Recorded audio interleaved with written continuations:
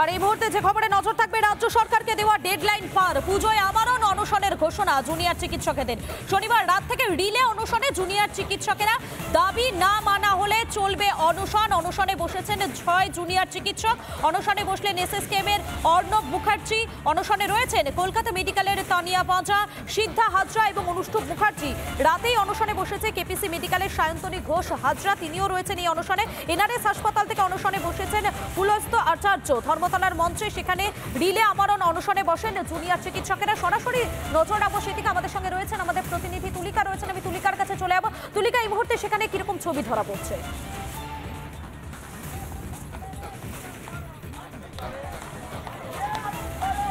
দেখো, আজকে রাত 8:30টার পর থেকে যারা জুনিয়র চিকিৎসকরা রয়েছেন তারা অনশনে বসেছেন এবং তার মধ্যে 6 জন যারা চিকিৎসক তারা অনশনে বসেছেন। কিন্তু সেই ছবি দেখানোর আগে আমি একটুখানি এই ছবিটা দেখানোর চেষ্টা করব।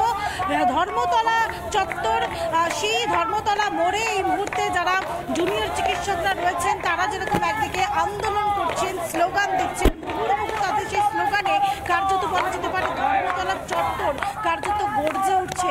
এবং তারই সঙ্গে আমি একটু রোহিতগণকে সেই ছবিটা দেখানোর কথা বলবো, অনশন মঞ্চে একটুখানি যাওয়ার কথা বলবো। একদিকে যেরকম এই স্লোগান চলছে, তারই সঙ্গে যে 6 জন চিকিৎসক এই মুহূর্তে তারা অনশন করছেন সেই মঞ্চ আমি একটুখানি দেখানোর কথা বলবো। এই মুহূর্তে তুমি দেখতে পাচ্ছ সেই মঞ্চ, যেখানে এই মুহূর্তে রয়েছেন যারা চিকিৎসকরা রয়েছেন, অনুষ্ঠুপ মুখার্জি থেকে শুরু করে আরও 6 জন অনশনকারীরা এই মুহূর্তে তারা কি অনশন করছেন আমি একটু চেষ্টা করবো।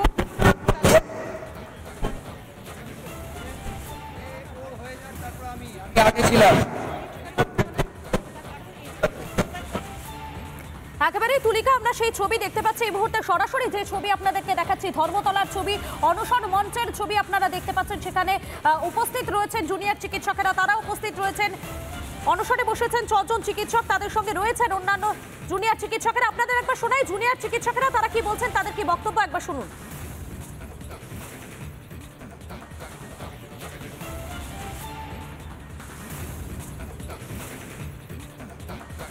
যারা অনশন করবেন তাদেরকে কেউ কখনো ডিউটিতে যেতে বলতে পারে না, কারণ তারা সেই মুহূর্তে তাদের প্রোটেস্টিং পাওয়ার এক্সারসাইজ করছে। এবং তারা ছাড়া বাকি যে জুনিয়র ডাক্তাররা যারা আমাদের আশেপাশে থাকবেন, সাপোর্ট সিস্টেম হিসেবে থাকবেন, তারা রোটেশন হিসেবে ডিউটি করবেন। এছাড়া আমাদের যে বৃহত্তর যে জুনিয়র ডাক্তার সমাজ তারা অলরেডি কাজে ফিরে গেছেন। আমরা জানি আমরা যে এখন এখানে বসবো তাতেও প্রতি মুহূর্তে বাধা আসবে, কিন্তু আমরা আমাদের অঙ্গীকার পূরণ করার জন্য আমরা প্রতিশ্রুতি করি। আজকে এই অনশন মঞ্চে জুনিয়র ডাক্তারদের অনশন মঞ্চে সাধারণ মানুষ পাশে থেকে প্রমাণ করছেন এটা নয়। এর প্রমাণ আমরা লালবাজার অভিযানে দেখেছি, এর প্রমাণ আমরা স্বাস্থ্য ভবন অভিযানে দেখেছি, এর প্রমাণ আমরা রিক্লেম দ্য নাইটে দেখেছি। তো দুটো পয়েন্টে আমরা অনশন তুলব যতক্ষণ না আমাদের দাবি পূরণ হচ্ছে বা আমাদের মৃত্যু না ঘটছে।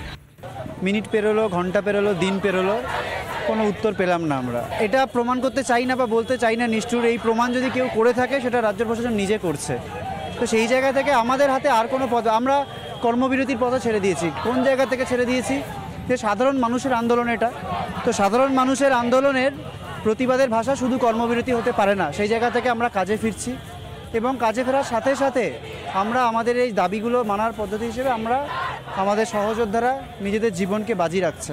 এমনকি আমরা এও ভয় পাচ্ছি যে আমরা এখানে বসলে যে কোনো সময় আমাদের হয়তো মেরে ধরে তুলেও দিতে পারে।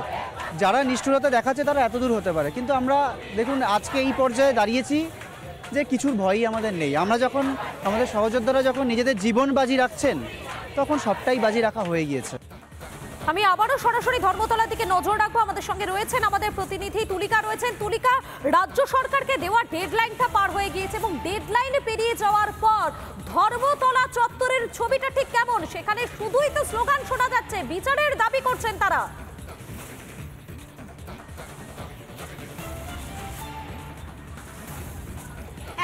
একেবারেই তার কারণ দেখো, একদিকে যেরকম স্লোগান চলছে তার পাশে মঞ্চ, সেই মঞ্চে এই মুহূর্তে 6 জন যারা চিকিৎসক রয়েছেন, যারা অনশনে বসেছেন, তারা এই মুহূর্তে রয়েছেন। আমি একটু চিকিৎসকের সাথে একটু কথা বলার চেষ্টা করবো। যে একদিকে আপনাদের যে ডেডলাইন কলকাতা পুলিশকে দেওয়া হয়েছিল সেই ডেডলাইন পেরিয়ে গিয়েছে, তারপর আজকে থেকে আপনারা অনশনে বসলেন। আমরা অনশনে বসলাম কেন কি আমাদের হাতে আর কিছু নেই। আমরা আগের দিনে বলেছিলাম, আমরা এখান থেকে মহামিছিল করে বলেছিলাম আমাদের এইটুকু দাবি, দিদির ন্যায় বিচারের জন্য এইটুকুই দাবি। প্রথম দাবিটাই ছিল দিদির ন্যায় বিচারের, দ্বিতীয় দাবি যে অভয় আর না হয় জন্য। তার মধ্যে সাব পয়েন্ট ছিল কিছু, তাই জন্য আমরা এই দাবিটা রেখেছিলাম। তারপরে যখনই আমরা এখানে আসার চেষ্টা করছিলাম তখনই আমার সাথে আমাদের একটা ছেলেকে মারা হয়েছে। তো WBJেড প্রথম থেকেই বলেছিল যদি এরকম না হয় তা WBJেড জান লাগিয়ে দেবে, তাই জন্য আজকে আমরা এখানে বসে আছি, তাই জন্য আমাদের দাদারা আজকে হাঙ্গার স্ট্রাইকে বসেছে। গতকাল যে কথা বলা হয়েছিল জুনিয়র চিকিৎসকদের পক্ষ থেকে যে কলকাতা পুলিশ যদি এসে ক্ষমা চায়, সেই পুলিশ কর্মী যার বিরুদ্ধে অভিযোগ সেই পুলিশ কর্মী যদি এসে ক্ষমা চায় তাহলে আপনারা সেই অবস্থান তুলে নেবেন, অনশন করবেন না, কিন্তু দেখা গেল যে কলকাতা পুলিশ তো কোনো রকম কোনো পদক্ষেপই করেননি, তাই জন্য আমরা আজকে বসে আছি। তো ওনারা এখনও কেউ আসেননি, ওনারা জাস্ট কোঅর্ডিনেশন করেছেন। তারপরে আজকে দেখতে পেয়েছেন অনেকবার আমাদের ট্রাফিক গার্ড আটক হয়েছে, অনেক আমরা হেনস্থ হয়েছি। এই যে বানানো এগুলো আমাদের হাতে বানানো, অনেক জায়গায় আমরা রেজিস্ট্রেস ফিল করেছি। করতেও বাধা, মঞ্চ করতেও উপর থেকে বাধা এসেছিলো, জানি না কে উপরে।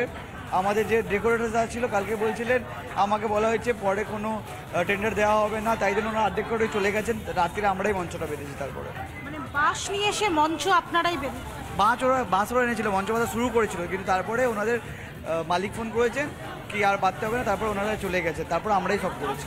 ডেকোরেটরসরা বলছে তাদেরকে কেউ কি হুমকি দিচ্ছে? হুমকি দিচ্ছে বলে তো ওরা চলে গেছে না, এবার জানি না কারা। এবার কিছু না, সেটা ওরা কিছু বলেনি, বলছে উপর থেকে হুমকি এসছে, তাই জন্য আমরা করবো, এইটুকু বলে ওরা বেরিয়ে গেছে। এই মুহূর্তে যে 6 জন চিকিৎসক অনশনে বসেছেন, আমরণ অনশন চলবে? হ্যাঁ, একদম চলবে। আমাদের 6 জন বসেছেন, এবার এই অনশন আমরণই চলবে। 10 দফা দাবি আপনাদের যেটা 10 দফা না, আমাদের প্রথম দাবি অভয় ন্যায় বিচার, বাকি যে সেকেন্ড দাবি আছে তার মধ্যে সাব পয়েন্ট আছে 9টা। আমার 10 দফা দাবি না, আমার দুটোই দাবি। বলতে গেলে 10 দফা দাবি যে বারবার বলা হচ্ছে সেটা একটা পোর্ট্রেটাই ভুল হচ্ছে। একটা আমার দাবি দিদির ন্যায় বিচার, আর সেকেন্ড দাবি যেন কোনো অভয় না হোক, সেই সেকেন্ড দাবির মধ্যে আমাদের 9টা সাব ক্লজ আছে।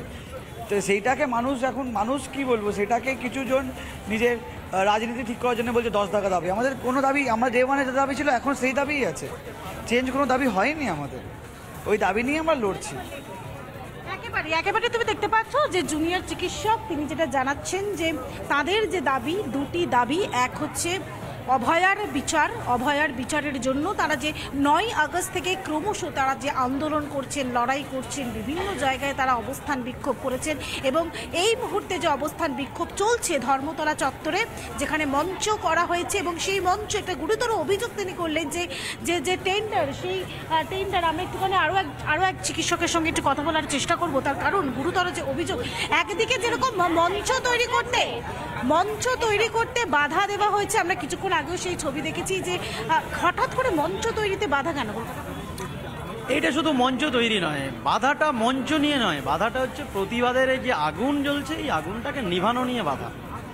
একটা মঞ্চ তৈরি না তৈরি এটা অতটা ম্যাটার করে না, মানুষ যে স্বতঃস্ফূর্তভাবে অন্যায়টাকে অন্যায় বলে বুঝতে পেরে অন্যায়ের প্রতিবাদের জন্য সবাই যেভাবে সক্রিয়ভাবে দাঁড়িয়েছে, এটার বাধাটা মঞ্চের জন্য নয়। আপনারা যে ডেডলাইন দিয়েছিলেন সেই ডেডলাইন তো ক্রস হয়ে গেছে, কলকাতা পুলিশ কোনো স্টেপ নেয়নি, বা পুলিশ কর্মীর বিরুদ্ধে গতকাল অভিযোগ হয়েছিল চিকিৎসকের উপরে হামলার ঘটনা, সেও তো সামনে এলো না। না, আমাদের যে ডেডলাইন ছিল, দেখুন পুলিশ কর্মীর ঘটনা বা আগের ঘটনা এগুলো এখন নিত্য নতুন হয়ে গেছে। পুলিশ সাধারণ মানুষকে যে কোনো টাইমে ট্রেনে হেজড়ে মারপিট করবে, এগুলো নিউ নর্মাল হয়ে গেছে। এবং এটা আপনারা দেখেছেন যে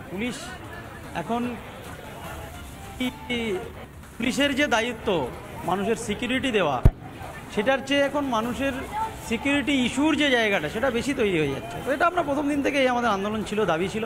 তার জন্য জানেন আমরা কলকাতা পুলিশ কমিশনারকেও সরানোর ব্যাপারে আমরা সেই জায়গায় পদক্ষেপ নিয়েছিলাম এবং আমরা দাবি তুলেছিলাম। ওটা নিয়ে অতটা আমরা ভাবছি না, আমরা যেটা ভাবছি আমাদের যে টাইম লিমিটটা ক্রস করেছে সেটাতে আমাদের এই যে দাবি দেওয়া, সেটা নিয়ে সরকারের কি ইচ্ছা সেটা আমরা দেখার জন্য চেষ্টা করেছিলাম, এবং সেটা দিয়ে আমাদের দাবি টাইম লিমিট করা হয়েছিল। এবং সেই টাইম লিমিটে আমরা যেটা দেখলাম যে সেরকম কোনো সদর্থক কোনো পন্থা এলো না। তো একেবারেই বোঝা যাচ্ছে যে দাবি না মানা পর্যন্ত এই অনশন তারা চালিয়ে যাবেন। অনশনে বসেছেন ইতিমধ্যে 6 জুনিয়র চিকিৎসক। পুজোর মধ্যে আমরণ অনশনের ঘোষণা জুনিয়র চিকিৎসকদের। শনিবার রাত থেকে রিলে অনশনে জুনিয়র চিকিৎসকেরা। ধন্যবাদ তুলিকা।